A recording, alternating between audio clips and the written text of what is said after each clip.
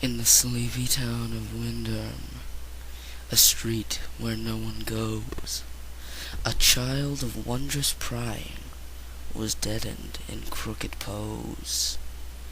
His name was Samuel Craven, a boy no older than 10, sneaking out from the safety of his home, a reluctant one then. The breeze of the night engulfed him, as he ran free and clear to his doom, to a place which never existed, but he'd found it no less in his room. At night the shadows would scurry and paint pictures of streets on his wall, as he'd lie in his bed and observe a place where children stood tall. Each night the pictures grew stronger, as silvers of dark made the scene, a street of cobble and houses, glowing windows, thatched roofs, and oak beams. On his wall, shadowed children would scamper, playing late and loud as they pleased, while Samuel lay there in envy of the place he so wanted to be. For his parents seemed strict and distant, far removed from the freedom he yearned. And of course Samuel wished for an instance where the rules of grown-ups could be spurned. Night upon night he was beckoned by the children playing tag on the wall, and the rules of his parents rang harshly in his ears, in his soul, in him all. On the 5th night the picture froze sharply, and the shadows of children turned round to face Samuel Craven, with wide grins in place, made of dark and of light, which was drowned. "Come with us, dear Samuel," they whispered. "You can play with us now in our street, and you never need worry about grown-ups again, for your parents and children shan't meet."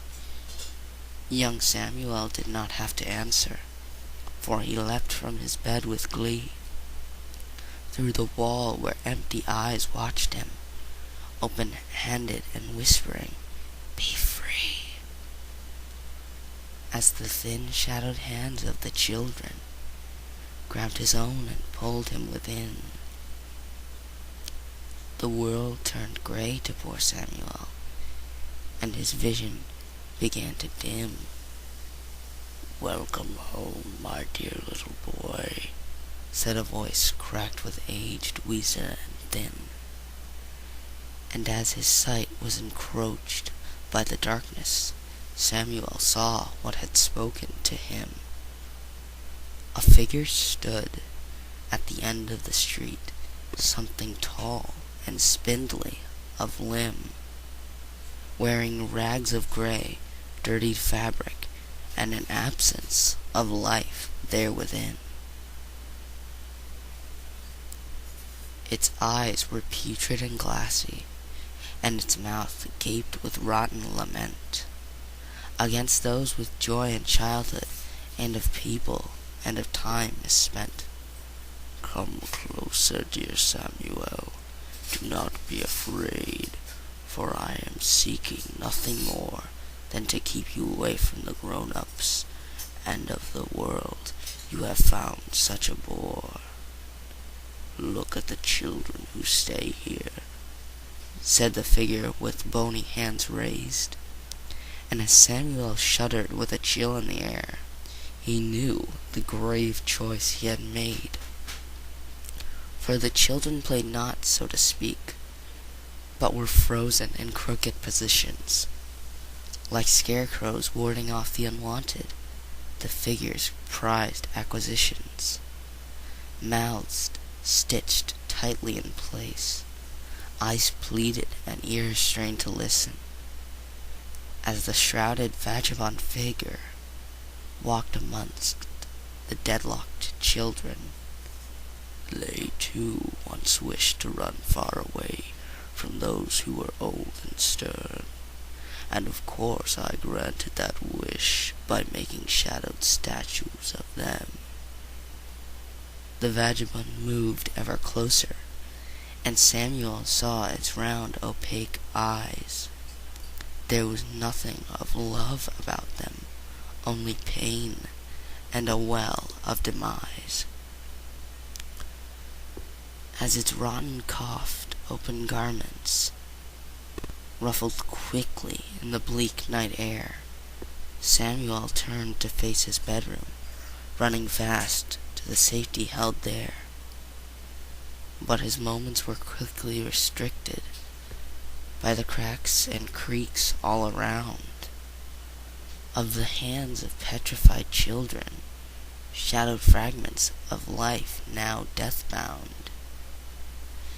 Scared little Samuel struggled and cried out as loud as he could, but quickly his screams were muffled by fingers like rigid warped wood. "Now is the time," said the vagabond, showing his teeth white and bled, while slithered hands gripped the boy in place. The figure held needle and thread.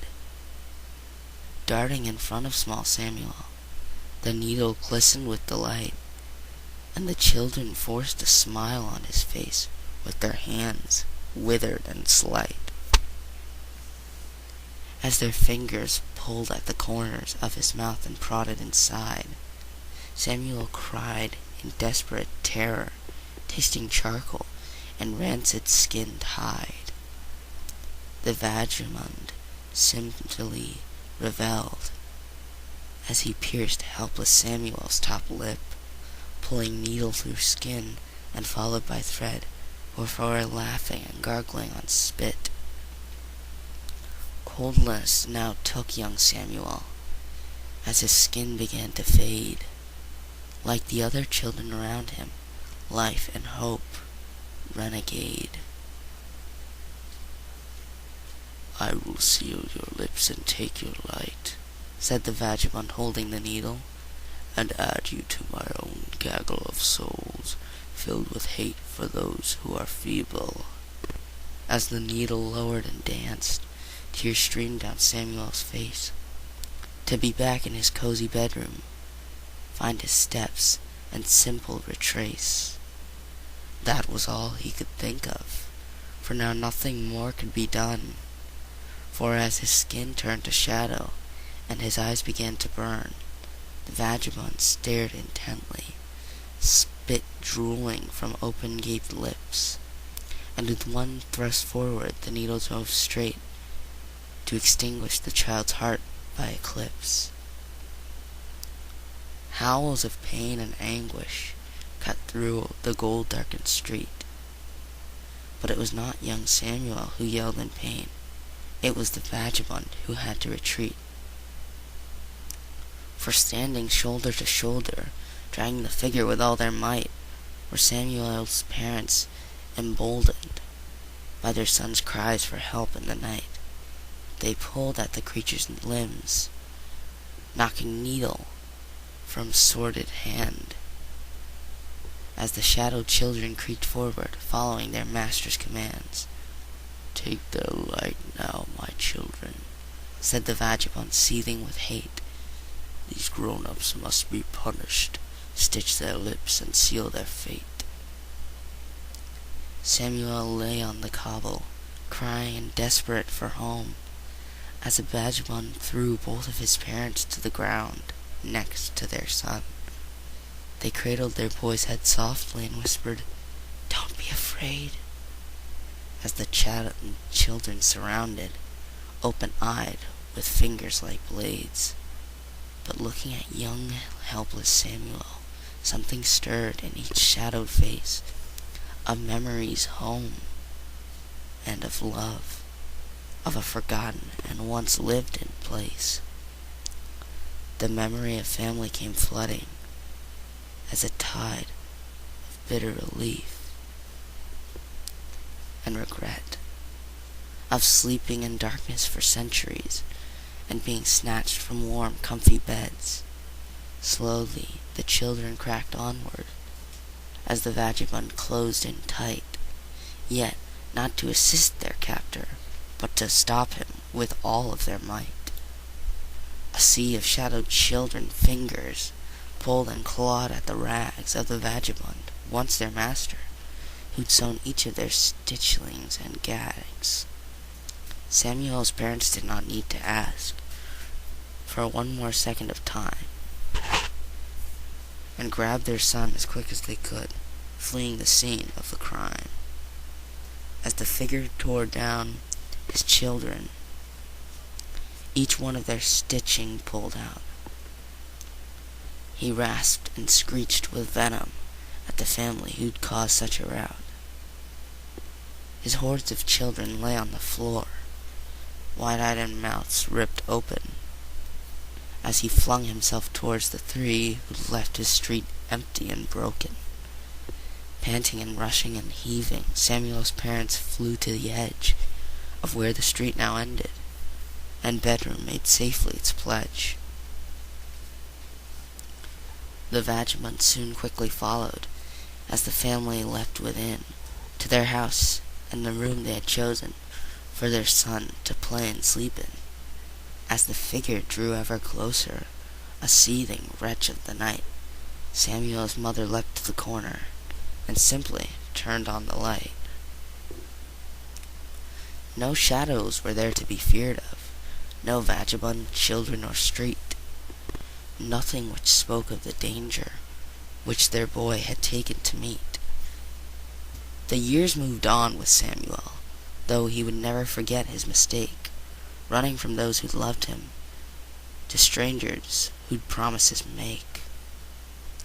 And now young Samuel is grown up, his daughter asleep in her room, as shadows and whispers spill over from the street, the vagabond's tomb.